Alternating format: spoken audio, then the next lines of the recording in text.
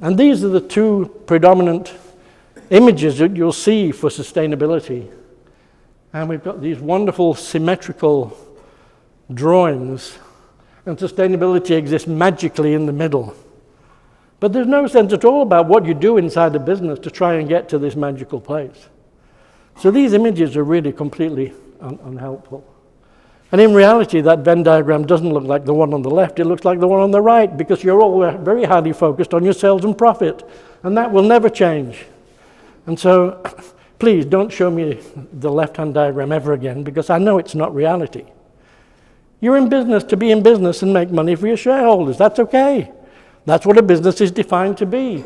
But let's represent that at least more fairly.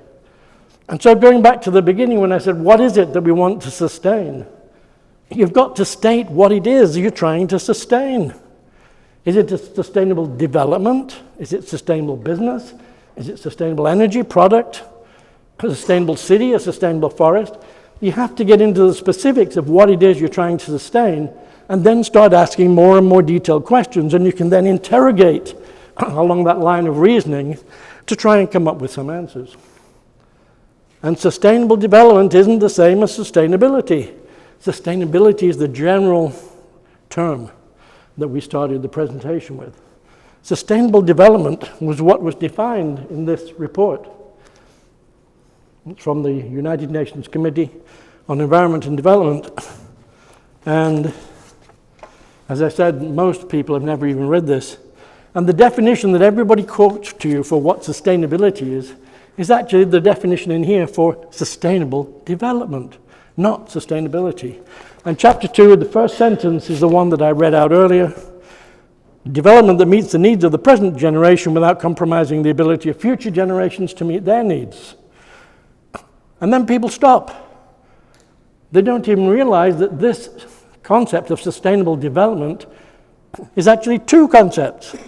If they only read one sentence further into the report, they would find that it's not only the first sentence, which I read out, that everybody will tell you is what sustainability is, but there are two more concepts. It's the concept of needs, in which the essential needs of the poor, to which overriding priority should be given. That's the number one thing.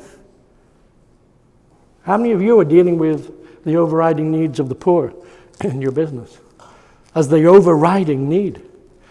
You're not, because this is sustainable development, and you're in the business of development. And the second one is actually nearer to what we all commonly think of when we talk about sustainability or sustainable development, and we mishmash the two things together.